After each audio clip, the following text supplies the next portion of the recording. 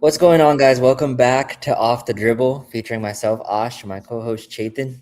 We're back. Some game twos and game threes have finished. No, the Thunder and Lakers is game three tonight. But besides that, all the game threes have finished. Mhm. And we've got some pretty good series, and then some series that probably won't last too long. Yeah.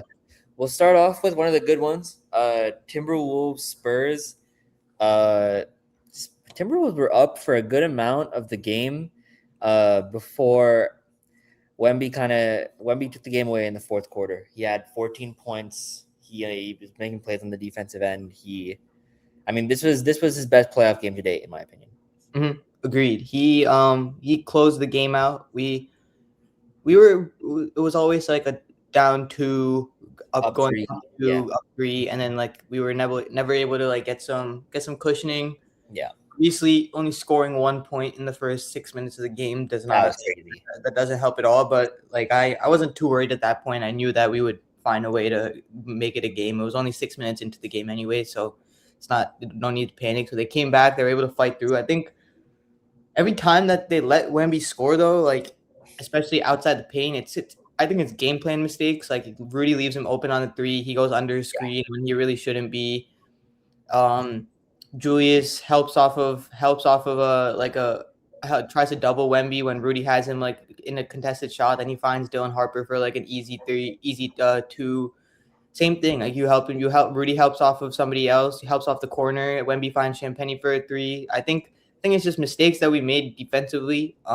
That was the reason we lost. And like also Julius and Jaden didn't have like a good game. I think if either one of them has like even an average game, like we win that game. Like you need to we honestly like the shots that we were taking weren't bad. I think that they just didn't fall. But again, that's just basketball. Like you're gonna if you don't make your shots, you're gonna lose, especially when your second and third option go combined like I think it was 8 for like 34. So that's that's not gonna cut it. But it's good to see that Ant is That, able to get downhill. He's still able to attack. His jumper looks good. Like he's relatively healthy. There's still like you could still tell there's some tendencies or some timidness to go downhill. But and then Rudy's playing phenomenal. Like otherwise, like he's trying his the best. He's little touch shots from Rudy have been kind of yeah. tough. Offensively, he's doing good. So I think game four is obviously a must win. Like you can't go down 3-1 going into San Antonio to allow them close it out. So like obviously a must win game, but I think it's something doable. It's not like they're that much of a better team where we just can't keep up with them. I think there's just mistakes that we're making on the game plan end and just rebounding too. Like if we're able to rebound a little bit better, we should be in a better position and just start the game out with a little bit more intensity. Like, and don't go down 15 points, 18-3. Like then that also sets you up for a lot better things. So I think it's definitely like the must-win game, biggest game of the season tomorrow. You gotta win. But I think they'll be able to do it. They'll definitely be locked in. So hopefully they come out with intensity. They need to throw some punch back at them because they got blown up by 40. Then you go and then you lose again on home court. Like you gotta do something. Like you can't just keep losing over and over again. And Yeah, I don't want to see them be like get success that easily. Like I feel like our team is a team where he should struggle a little bit, and we're not really making him struggle. He looks like a demigod. Like I'm pretty upset by that. I thought this was the first game where he looked like a demigod, though. Like, Yeah, like game one, he had a lot of blocks, but I feel like that didn't like. It's crazy to say 12 blocks didn't matter, but yeah, like it felt like you guys gassed him out, and he hmm went 5 for 17. Then obviously the next game, like everyone kind of shot you guys out of the building. The game was over at halftime, yeah, and this game obviously he was excellent. So yep, I think you guys started doing a good job. I think I noticed with Wemby is when his offense is super super high, his defense kind of shrinks a little bit because hmm it's not like you guys were getting shut out. Like the first half was pretty bad offense from both sides. It was tied like 51-51 or something, or yeah, 56-56, 51, and 50. something like low. And then you guys go on and score 65 points in the second half. Yeah, I didn't think I didn't think the defense is really hampering you guys that much. It's like the offense, which you pointed to, Jaden McDaniels, Julius Randle. Julius Randle was really, really average yesterday. yeah, There were some plays where it's like a really obvious next pass, and he's kind of hesitant on it. Like the three ball is just not working the series. mhm, And Jaden did a lot of talking again with a lot of aura last series, and it worked out yeah, for him. This series has been kind of rough. He went 5 of Yeah. 22 yesterday. That's Yeah. not good. And the first 2 games he was in foul trouble, so he just couldn't play. So Agreed. yeah. I mean, if we're gonna touch on the ethicality of the next series of my favorite team, there is there at least at the very least some ethics issues going on with the San Antonio Spurs. That's if Shea does it as bad, Stephon Castle is carrying the ball 7 times, moving his head like he got shot, and like the refs give it to him. If Shea did that, could you fucking imagine, bro? Whatever. That clip is going around saying more about like how he's getting hounded on defense and that it's like a middle line of physicality when it should really be going around that he's the one that just can't take. First of all, Jaden is like 180 pounds. Like he should not he should not be pushing you back like that. If you remember back in 2016 when we like started really getting into basketball, right? Like the defense was like kind of like. Yeah. It was definitely an offense league with players like Steph Curry, James Harden, Russell Westbrook, Kevin Durant, LeBron. Like everyone's like attacking guards. Like there's no really defense. Then teams like the Thunder, the Timberwolves, the Pistons, even the Spurs to some extent on defense are so physical now. This is exactly what everyone wanted like 10 years ago, and now everyone's like, well, like Julius Randle and Jaden McDaniels, obviously they're fucking hand checking. So that's why he's like moving his head back. I'm like this is the defense everyone wanted. Like when Casey Wallace is like all up in you and Alex Caruso is all up in you, like this is the defense everyone wanted. Everyone's mad now. Yeah. And like Stephon Castle does the same thing on the other end. Like he'll hand check, he'll push Ant, he'll do whatever he wants. Yeah. Like he'll grab Ant's jersey when he's coming off a screen. Yeah. I mean, Ant does the same thing. Ant literally grabbed Wemby's jersey at one point. That was funny. I don't know why he did that shit. It's so funny. And then did you see Jalen Clark yesterday on the bench? He trying to block the shot. That shit was crazy. What are y'all doing? That shit still did not work, bro. You drained that shit still. Yeah. But yeah, definitely. I think tomorrow's gonna be a great game. Yeah. Hopefully it's not one of the last games we play this season and we're able to win and then keep the series more alive. But Game 4, definitely got a lot of game in the playoffs. 2-2 versus 3-1. It's crazy. Yeah, agreed, bro. 100%. We'll transition to a slightly more boring series. A lot of the commentary around Game 2 was the officials. To me, 20 turnovers resulting in 30 points might be the reason you lose by 18, or a team going on a 32-15 run while the back-to-back MVP is on the bench with foul trouble. That could be the reason that you lost the game. But foul calls apparently in a game where Shea played 25 minutes. It's kind of sad. Also the Lakers like got contributions from everyone and they still weren't able to win the game. Like Austin Reeves dropped 31. It was an efficient game. I don't know. I think they're pretty cooked. Honestly, bro, let's be honest. Yeah, that looked like probably one of their better efforts that they'll put out. They're up by half.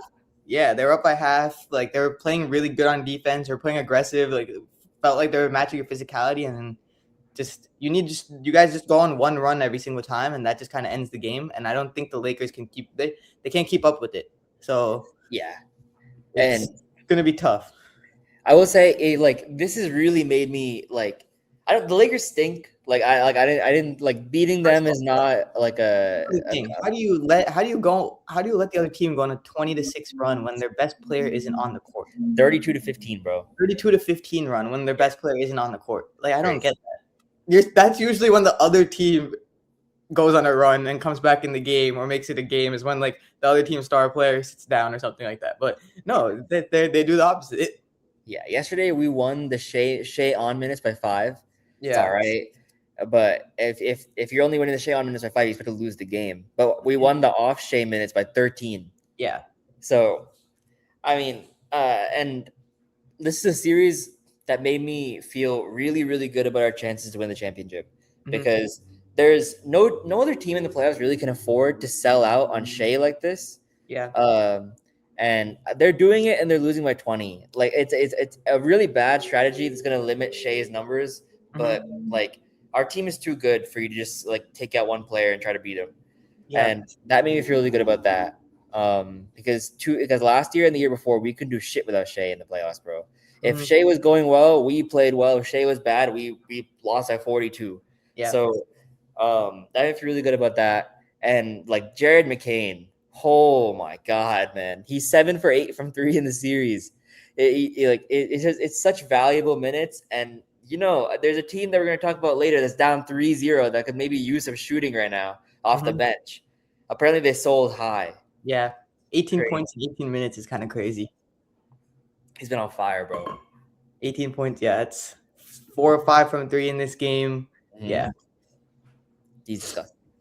and then like you said, like when Shea goes on the bench, you have like AJ Mitchell that comes on. He'll give you like an efficient 20. He can run the offense, plays good defense. Like it's just like you need somebody that can hold it down for like 5 to 7 minutes for a stretch when Shea is on the floor, and that's what he's doing. Like you didn't have him last playoffs, and you have him now, and it's the difference is you can kind of see it. Yeah, and Chet is like 10 times better. Like, Yeah. Chet was kind of like frail last year. He mentioned his hip injury. Apparently, it slowens your jump shot. So you can see his jump shot in like October. He's like straining it because he can't really get the lift. Yeah. But as the season goes on, like if you compare his shot speed from November to now, it's like night and day. Yeah. So it's really good to see him going and being aggressive because like Ayton on Chet is just disrespectful, bro. Yeah, agreed. Yeah. But we can move on to the next series. This is a really, really good game today. Cavs, Pistons, and I mean, someone has to do it, so I'll do it. I'm gonna give James Harden credit for a good playoff game.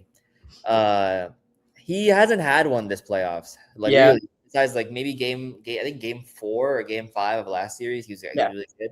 But today down the stretch, they needed clutch bucket after clutch bucket to close him out, and in the last minute and a half, he scored 9 points. Mm-hmm. Like he really put him on his back today. Or he put 7 points. He scored 9 points in the fourth quarter. He put him on his back today in the fourth quarter, and Donovan Mitchell had like a really, really good 1 through 3 quarters. He was really, really effective, and Cade was really bad down the stretch. 3 straight turnovers, a couple missed shots. He had a 3 to cut it to 1 at the end, but it wasn't enough to overcome a really, really bad shooting performance. Cade's been a little inefficient 2 out of 3 games this series, but they were able to take the first 2 games. But when like Donovan Mitchell starts finding his shot, and then like James Harden kind of carries the load at the end, like you can't really go 10 of 27 from the field, especially when the rest of his team did okay too. Like it's not like Tobias Harris had 21, he went 7 of 14, but like in the other series, Tobias Harris was dropping like 30 or 27 a game for them to come back, and that's how they like were having efficient offense. So I don't know. I think the Cavs can honestly win another game on their home court, and then I think so too. I think it's gonna be a home series. Like whoever's at home wins. And then at Game 7, it'll come down to a Game 7 in Detroit. That's probably who I have at this point. Pistons in 7 is probably how I have it. I think I took the Cavs in 6. I'll take the Cavs in 7 then. I took the Cavs in 7. I'll flip. I'll take the Pistons in 7. I'll keep the Cavs in 7. We'll see if they can do it. Pistons just feel too like physically imposing, bro. And it starts with Asar, bro. Asar might be a worse shooter than Roberson. Like he might be the worst shooter I've ever seen in my life. I think he's the best perimeter defender in the league. I think he might be the best perimeter defender I've ever seen. Yeah. I might be hyperbole, but like the reads he makes, the angles he gets, like he's like his ability to like chase down block is like kind of crazy, and like blocking the backside, like he's been insane this series, and like an underrated part about why Donovan Mitchell's been struggling as well. Yeah, Donovan Mitchell found a way to get away from him, put them in action, so he's not guarded one-on-one too much by him. But like if they're able to keep Asar one-on-one and let them play ISO, it's going to be hard for the Cavs, definitely, because the Cavs don't have a defender to put like that on Cade or anything like that. So yeah. And I do worry about the Pistons in the series against the Knicks, though, because the Pistons really only have one scorer. Yeah. The Knicks have a lot of options they can get to, and that's showing. We'll discuss that right after this. But the Knicks are looking pretty impressive right now. Mm-hmm. Agreed. They're up 3-0 right now against the Sixers. Like it's the Sixers always they've always found themselves in a hole in like every single game. Last game they were like down. I actually want to know like how much time they have led in this series so far in the last 3 games. They were up a good amount in game 2, but besides that, last game they weren't up at all, and in game 1 I don't think they were up at all. Game 1 they weren't. Game 1 is wire to wire, like yeah. And then even They were, game. they were up this game, right? In game 3, I don't think they were up at all. they might have been the first quarter pretty early. Maybe I like don't the know. first 5 minutes, because I'm pretty sure the Knicks were always like up 5-7, and then they kind of like close it out at the end a little bit. Yeah, but game 1 it wasn't. They were never up. Yeah, game 1 they were never up. Cat's like he's not playing I like super Cat series. defensively, but the intensity, physicality he's giving against Embiid on the low post, like I think that's what he needs to do. He just needs to keep that up. Embiid hasn't really like had a crazy game this series yet. He's only played 2 games, and they've been both pretty underwhelming. Yeah. Tyrese Maxey also has been pretty underwhelming. He just can't. Last game he was able to find his shots, but he wasn't able to find them as much as he could have. Like he only took 12 shots. Tyrese Maxey shouldn't be only taking 12 shots, and Paul George kind of died down back to his old self. He had an insane start though, I will say. Yeah, but I don't know. I think like you're up 3-0. It's looking like it's gonna be a sweep in my opinion. I don't think the Sixers have it in and pull a game out. Ever since game 5 in Atlanta, bro, the Knicks Knicks aren't losing. Yeah, they weren't losing. Brunson has been amazing on almost like every game he has played, except game 2. He went 9 of 21, but that like didn't matter. They still went out. He was absurd last game. Yeah, but like he's doing all they need. Like, and Mikal Bridges doing what they needed. They don't even have OG still. So like the fact that did you know Brunson has the most 30-point games in Knicks playoff history? Oh wow, that's crazy. Yeah, you got to start thinking about is he the greatest Knick of the 2000s? And the answer is probably yes, right? Yeah. I mean, how many times did Melo even take the Knicks to the playoffs? Well, twice, I think. Yeah, this is Brunson's 3rd time. Yeah, already. Yeah, I think yeah, Brunson. Damn, bro, that sucks for Melo because I feel like Melo, in your heart, don't you think Melo is a better player? Or no, do you feel like Brunson's a better player? I don't know, bro. Damn, is it that close? I'm tripping then. Maybe it's totally nostalgia. I feel like Melo is one of the best scorers in the league. I guess Brunson is too. Even if you put the numbers side by side, like I don't even think they're that far off. The numbers are gonna be way worse when Melo played. I feel though. Yeah, because obviously like it wasn't as big of a like their offense wasn't as potent back then. So, but in the time when he was playing, he was obviously the better player. Mm-hmm. But I mean, from start to finish, career wise, like you could say Melo because Melo came in like 18 years old on the Nuggets, started like dominating, kind of doing was your scorer, and then it took Brunson a couple of years. Like imagine Brunson wins the chip this year, he's probably above Melo all the time. Yeah, that definitely crazy. I think even if the Knicks go to the finals, he would probably be above Melo. Maybe, right? Yeah. I think Knicks fans might even start talking about that because Melo hasn't taken them to the finals. Nah, Melo hasn't. So, but I guess what they think, like, because Melo is New York, but so I guess so is Brunson. It's from the Brunson is like New York now. Yeah. Fuck, man, that's crazy. Just something to think about, I guess. But is Brunson the greatest Knick of all time?